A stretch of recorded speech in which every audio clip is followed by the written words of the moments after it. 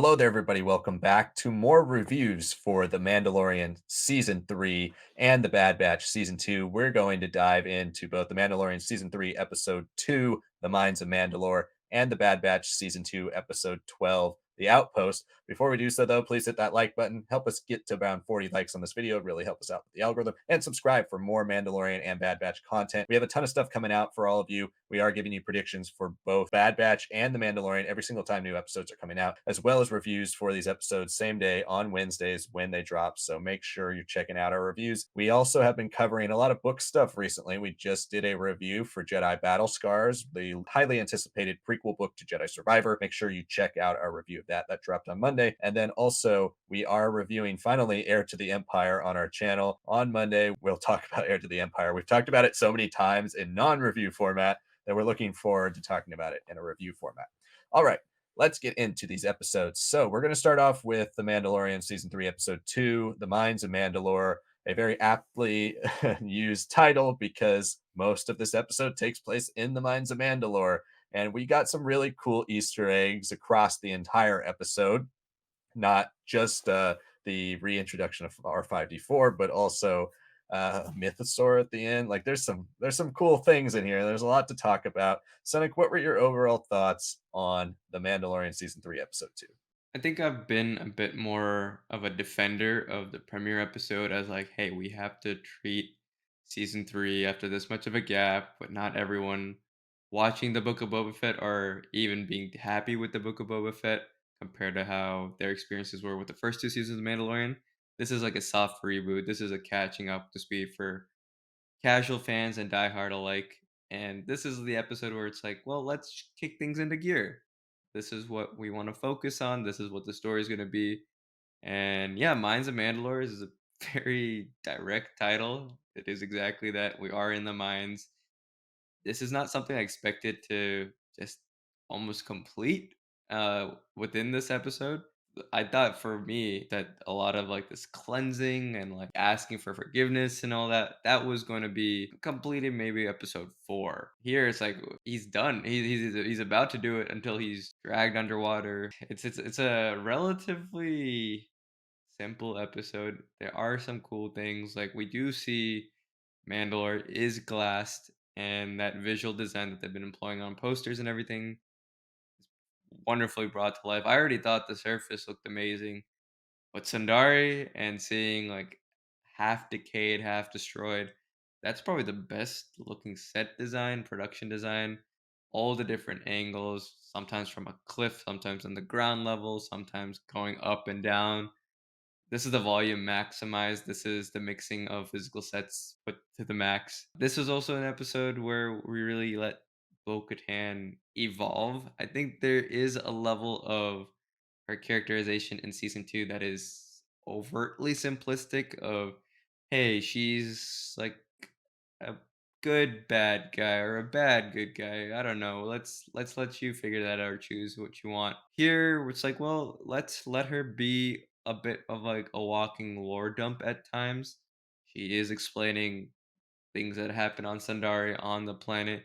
She's referencing the siege of Mandalore, which was amazing, and not to just Din, but to Grogu, which I thought was very fun. There's also a lot there that's built up about her father, about Mandalorian the Great, the first Mandalore, whether or not she really believed in this living waters, even though she's participated in the ceremonies. A big absence of not really mentioning her sister, and I know in the Clone Wars people are quite aware after season 5 of that familial connection. Here, I think for the greater galaxy and amongst the other Mandalorians, maybe they don't know. Maybe I'm misremembering details here, but she very consciously felt like she was just not mentioning. She's like, "Oh yes, I was a wonderful princess, followed all my duties and all that."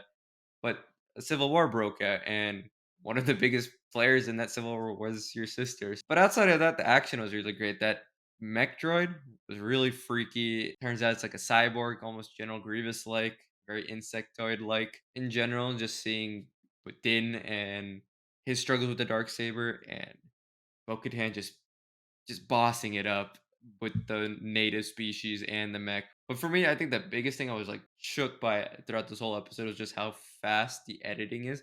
'Cause yeah, we start off on Tatooine with Pelimoto, like, that's the thing that just happens so quickly, and you're like, "Okay, here's that's why we have R5." We just have so many wipes and just different transitions that felt very Clone Wars-y, very much like George Lucas in Attack of the Clones, where he just wipe after wipe after wipe, and it was a fun episode, don't get me wrong, but I was not expecting that speed of it, and I was also not expecting the biggest thing for me was Grogu being like almost like a babbling infant toddler. He is now his own character. He is driving the story himself. He is emoting more so than just reacting.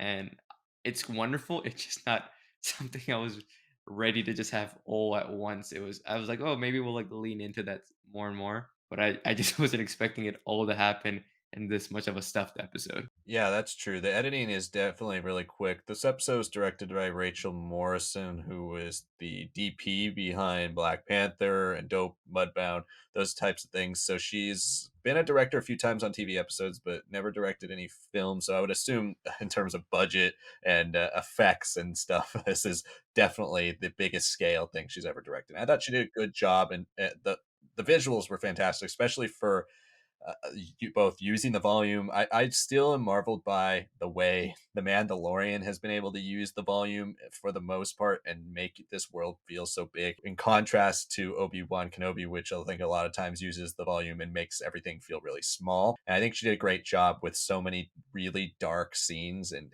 it was lit very well. All of it looked fantastic. I agree completely about Bo-Katan. I We talked about in our predictions how she seems to, in all the marketing, be kind of billed as the co-lead of this season, or at least the first supporting character of the entire season. And I'm glad she made a return in this episode and was not just in it, but kind of got to do things we didn't get to see her do in the first season. We heard a lot about her failures in season two, and this time we get to see her use her blasters, take down people in hand to hand combat, use her wrist shield, use her jetpack, use the dark saber, and actually look very, very competent with the dark saber. Where Din, we've seen him use it many times, and although he's been effective with it, when he fights people who know how to fight, he's not necessarily the best with it because he's still learning. So I like that we show that Bo Katan is the seasoned warrior, that Din is just not at her level with the dark saber yet. And it makes it even more like scary that she was able to lose it. Pelly in this episode, Pelly's always an interesting character, and I like small doses of her like this. I prefer that type of thing. First thing I wrote down in my notes, actually, pretty funny, was Tatooine speeders in that opening shot looked really good compared to Boba Fett. But I like the inclusion of R5D4. It feels a little Mandalorian season one ish, where like, okay, let's bring in all these things from the original trilogy and make them part of the universe again. It's like when we did 88 in Book of Boba Fett, but I do appreciate giving a little bit of backstory to like these characters who really only existed in our minds when we're children from the toys. R5D4. I like the reference to his serving with the rebellion as well. Maybe a little nod to like the Tales story of him as a force sensitive droid, Skippy. So yeah, and another little tidbit that we got, and I don't know if this was ever confirmed before, but Din mentions that he is from Concordia, which makes him actually Mandalorian and not just a foundling from another group of people. He is actually a Mandalorian. So I thought that was another cool tidbit from this episode. The end with the mythosaur possibly dragging Din down. We don't get to see it. It's kind of just floating in the water when Bo Katan goes by it. Doesn't try to stop her from saving him. Just getting to see an actual mythosaur on screen after, so many references over and over and over again across all three seasons was great. And I went back to the recap before the episode, and I got to stop watching these recaps because it kind of spoils what's going to happen. But the recap showed the moment with the armor talking about the mythosaur, and she says the songs of eons past foretold the mythosaur rising up to herald a new age of Mandalore. So that seems to be what we're seeing in the end of this episode.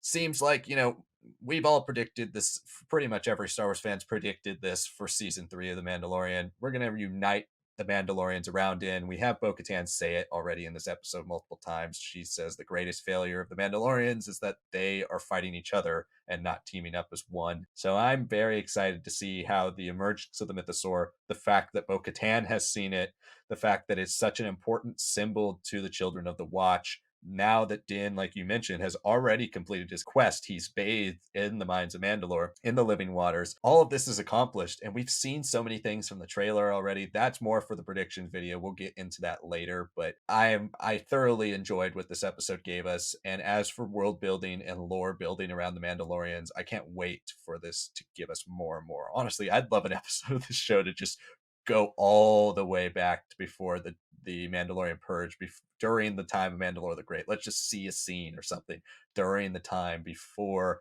all of this when they were fighting the Jedi. I would love to see that. That's going to do it for our coverage of the Mandalorian. But let's talk about the Bad Batch, because last week we talked about how the Bad Batch returned to form. This week, the Bad Batch kept that form going. We had finally a Crosshair episode. It's only our second Crosshair episode of the entire season, and this one again is solely focused on Crosshair. But the Outpost was another phenomenal episode, and it does a great job of continuing the clone story that we've been hoping this show will get back to. We're back to it, and this had so many great moments. I really loved this episode. Sonic, what were your thoughts on the Bad Batch season 2, episode 12, The Outpost?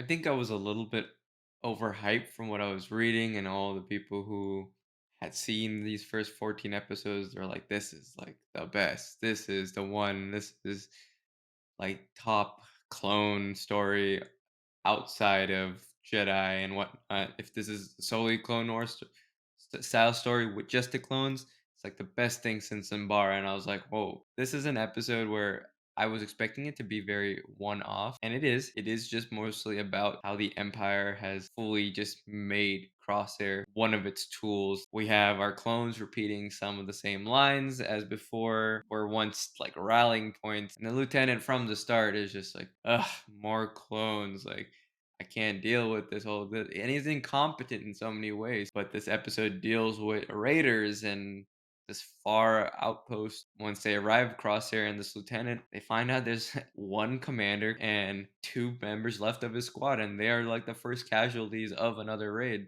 leading this final clone commander Mayday, who I think is definitely up there for me as like one of our introduced clones for perspectives on the Imperials, up there with a Hauser, definitely a step up from like a Wilco.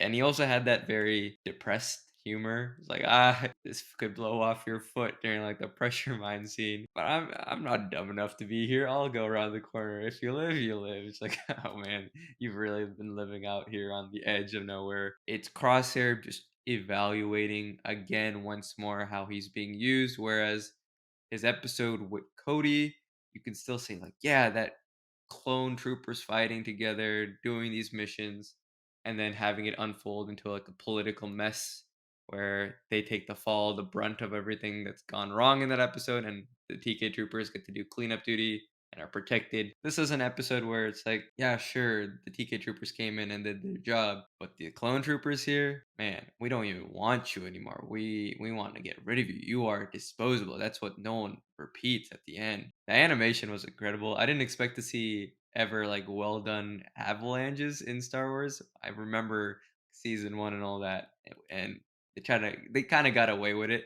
Here it was like, wow, you could see like it powdered, blanketed on them. Crosshair just struggling, having some sort of like reignition of like, I want to keep my brothers alive. I want to do something for Mayday here. Just cracked. But then that tag at the end, he's on Wayland. I don't know what's gonna happen, what the doctor is gonna do. We have the assistant that we've been seeing since season one. They're doing some crazy things there on that Mount Tantus operations. Just the possibilities of what's happening here in the Bad Batch and possible heir to the Empire. This is an episode I didn't expect to really continue that story, but it's built up quite well with enough of just like a 2-minute segment.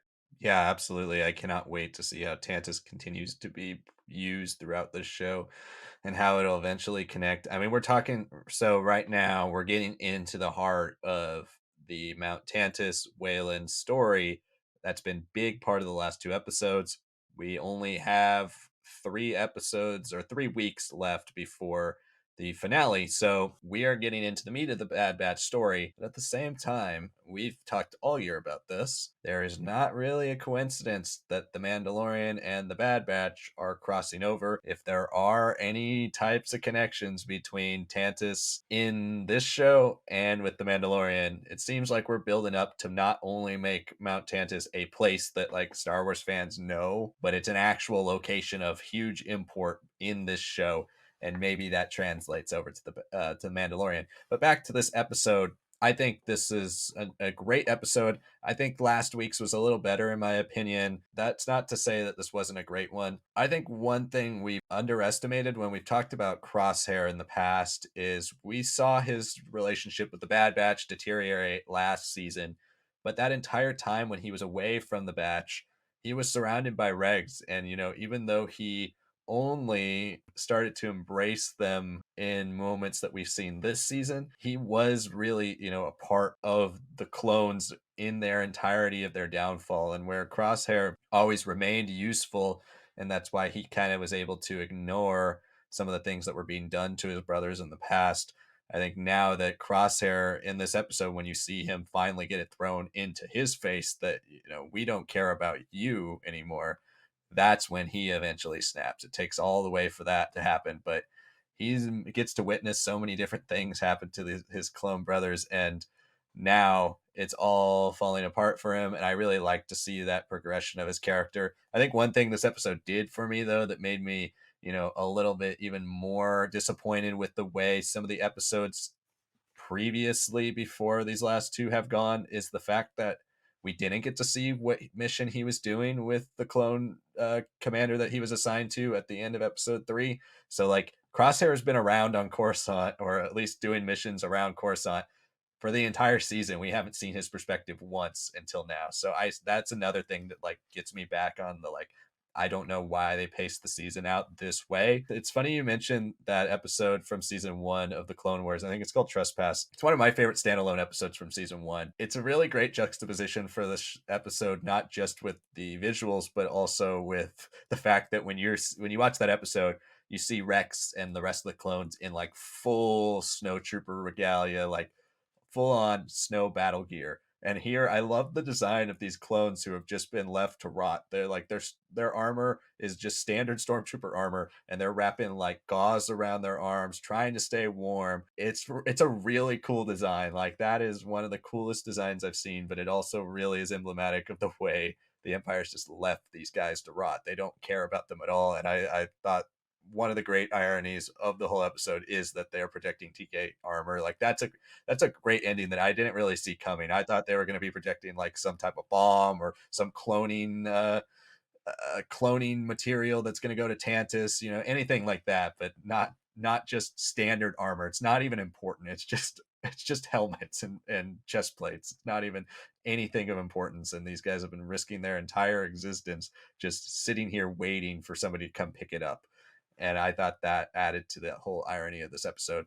It was really great, and I cannot wait to see where Crosshair goes from here. And we will be talking about that in our predictions and speculation. Our predictions and speculation for the Bad Batch are coming out on Sundays now, and our Mandalorian predictions and speculation are coming out on Friday. So make sure you check out both of those episodes of predictions and speculation. Make sure you're liking this video, commenting below, letting us know what you thought of both of these episodes, and also subscribing to the channel if you haven't. We're going to continue to give you more and more of this type of content, and we will be covering both of these shows in their entirety every single week. We are doing Legends Book Club on Monday for Heir to the Empire, like we mentioned multiple times throughout this video, so make sure you're checking that out. And of course, Jedi Fallen Order live streams and Q&As every single Friday. We play the game and answer your questions live. Make sure you tune in to the streams every Friday. Thank you so much for watching, and we'll see you next time.